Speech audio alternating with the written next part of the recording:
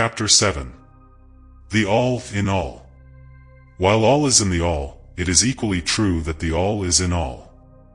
To him who truly understands this truth hath come great knowledge.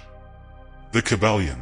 How often have the majority of people heard repeated the statement that their deity, called by many names, was all in all, and how little have they suspected the inner occult truth concealed by these carelessly uttered words. The commonly used expression is a survival of the ancient Hermetic maxim quoted above.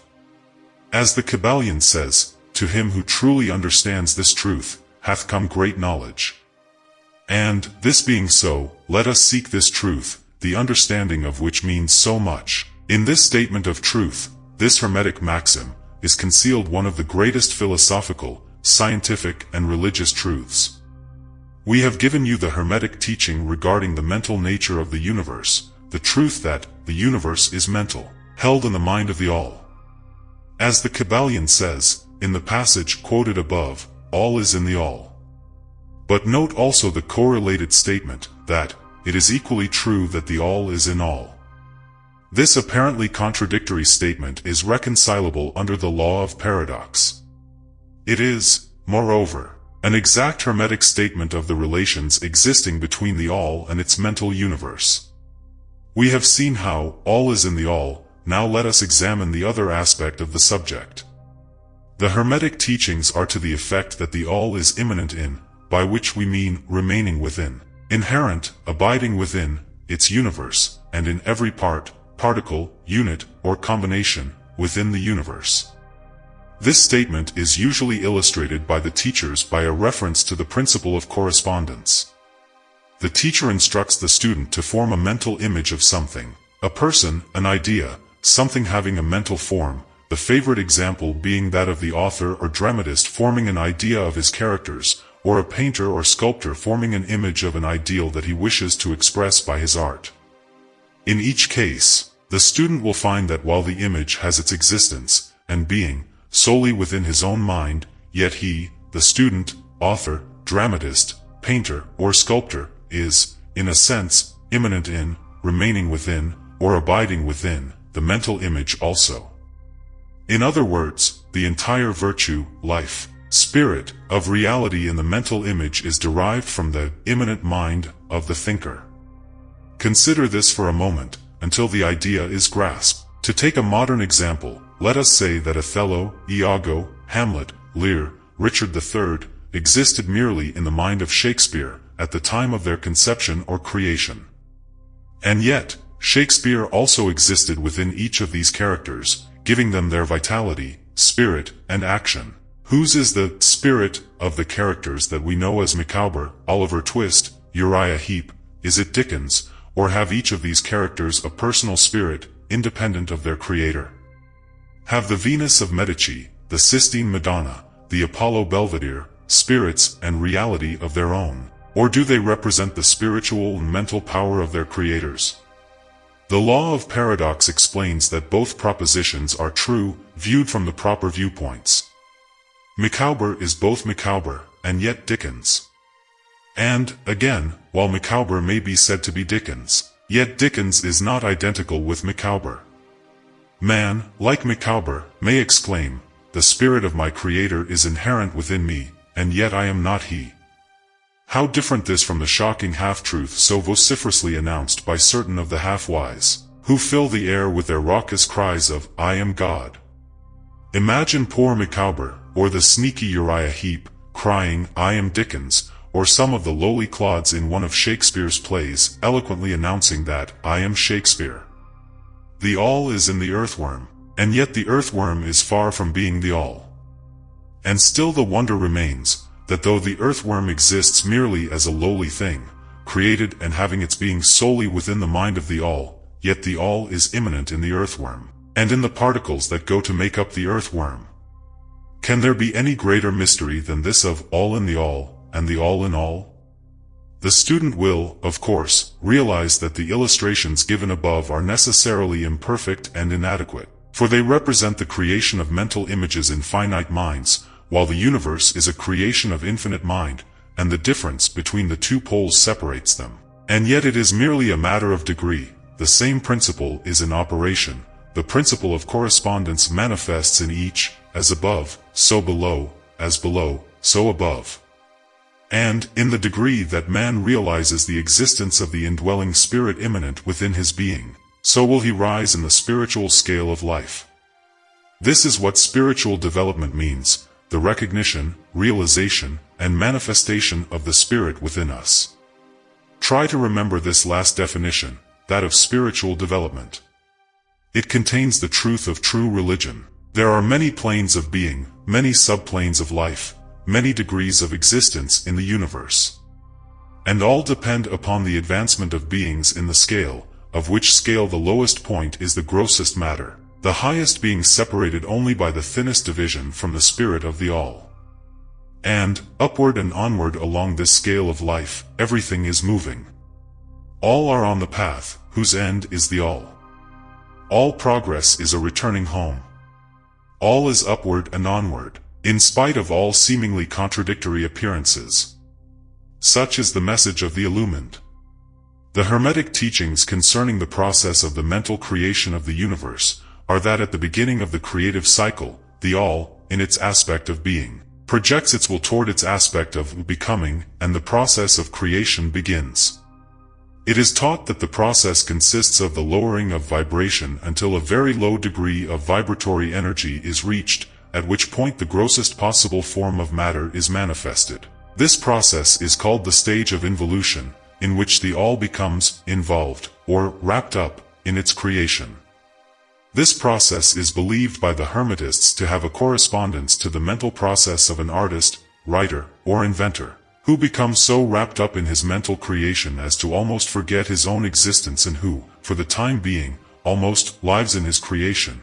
If instead of wrapped, we use the word wrapped, perhaps we will give a better idea of what is meant. This involuntary stage of creation is sometimes called the outpouring of the divine energy, just as the evolutionary state is called the indrawing.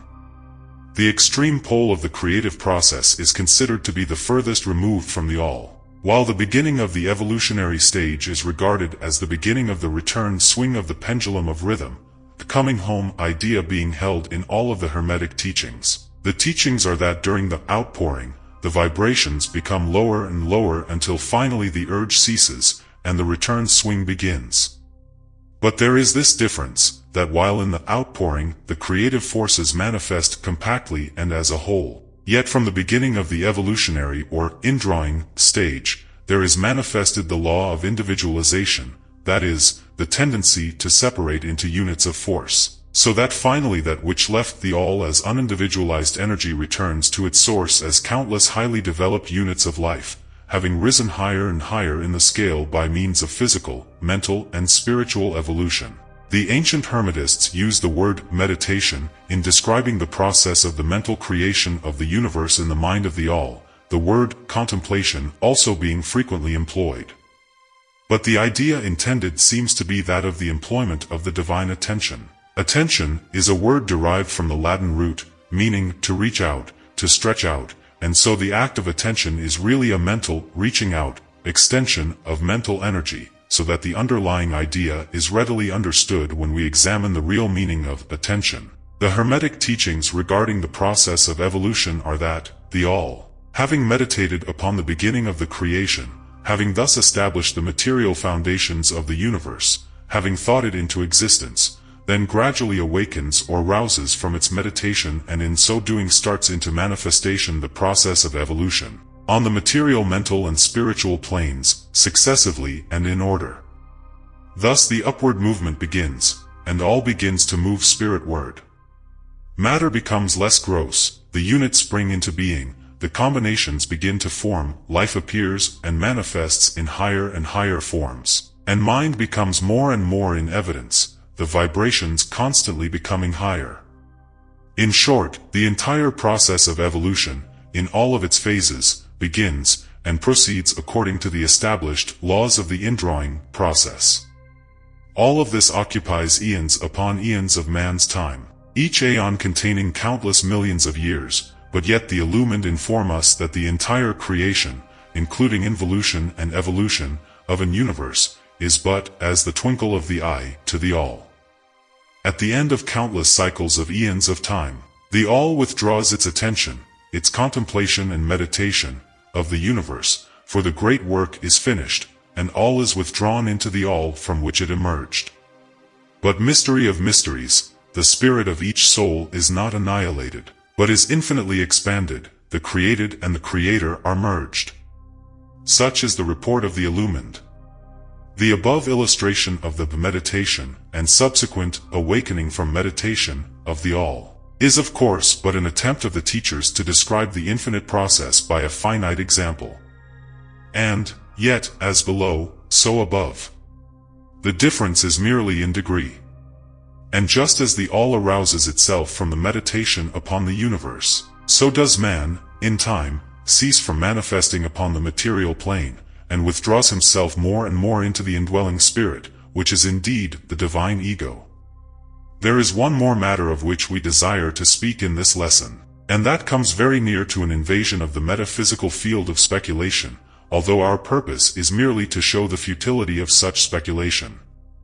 We allude to the question which inevitably comes to the mind of all thinkers who have ventured to seek the truth. The question is, why does the all create universes? The question may be asked in different forms, but the above is the gist of the inquiry.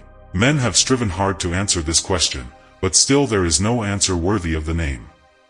Some have imagined that the all had something to gain by it, but this is absurd, for what could the all gain that it did not already possess? Others have sought the answer in the idea that the all wished something to love, and others that it created for pleasure, or amusement, or because it was lonely, or to manifest its power, all puerile explanations and ideas, belonging to the childish period of thought. Others have sought to explain the mystery by assuming that the all found itself compelled to create, by reason of its own internal nature, its creative instinct. This idea is in advance of the others, but its weak point lies in the idea of the all being compelled by anything, internal or external. If its internal nature, or creative instinct, compelled it to do anything, then the internal nature, or creative instinct, would be the absolute, instead of the all, and so accordingly that part of the proposition falls. And, yet, the all does create and manifest, and seems to find some kind of satisfaction in so doing. And it is difficult to escape the conclusion that in some infinite degree it must have what would correspond to an inner nature, or creative instinct, in man, with correspondingly infinite desire and will. It could not act unless it willed to act, and it would not will to act, unless it desired to act, and it would not desire to act unless it obtained some satisfaction thereby. And all of these things would belong to an inner nature, and might be postulated as existing according to the law of correspondence. But, still, we prefer to think of the all as acting entirely free from any influence, internal as well as external. That is the problem which lies at the root of difficulty, and the difficulty that lies at the root of the problem. Strictly speaking, there cannot be said to be any reason whatsoever for the all to act, for a reason implies a cause, and the all is above cause and effect, except when it wills to become a cause, at which time the principle is set into motion. So, you see, the matter is unthinkable, just as the all is unknowable. Just as we say the all merely is, so we are compelled to say that the all acts because it acts. At the last, the all is all reason in itself, all law in itself, all action in itself, and it may be said, truthfully, that the all is its own reason, its own law, its own act, or still further, that the all, its reason, its act, is law, are one, all being names for the same thing. In the opinion of those who are giving you these present lessons, the answer is locked up in the inner self of the all, along with its secret of being. The law of correspondence, in our opinion, reaches only to that aspect of the all, which may be spoken of as the aspect of becoming. Back of that aspect is the aspect of being, in which all laws are lost in law itself, all principles merge into principle itself, and the all, principle, and being, are identical, one and the same. Therefore, metaphysical speculation on this point is futile. We go into the matter here, merely to show that we recognize the question, and also the absurdity of the ordinary answers of metaphysics and theology. In conclusion, it may be of interest to our students to learn that while some of the ancient, And modern, Hermetic teachers have rather inclined in the direction of applying the principle of correspondence to the question, with the result of the inner nature conclusion. Still, the legends have it that Hermes, the Great, when asked this question by his advanced students, answered them by pressing his lips tightly together and saying not a word, indicating that there was no answer. But then, he may have intended to apply the axiom of his philosophy, that the lips of wisdom are closed, except to the ears of understanding, believing that even his advanced students did not possess the understanding which entitled them to the teaching. At any rate, if Hermes possessed the secret, he failed to impart it, and so far as the world is concerned, the lips of Hermes are closed regarding it. And where the great Hermes hesitated to speak, what mortal may dare to teach? But, remember, that whatever be the answer to this problem, if indeed there be an answer, the truth remains that, while all is in the all, it is equally true that the all is in all. The teaching on this point is emphatic. And, we may add the concluding words of the quotation, "To him who truly understands this truth, hath come great knowledge."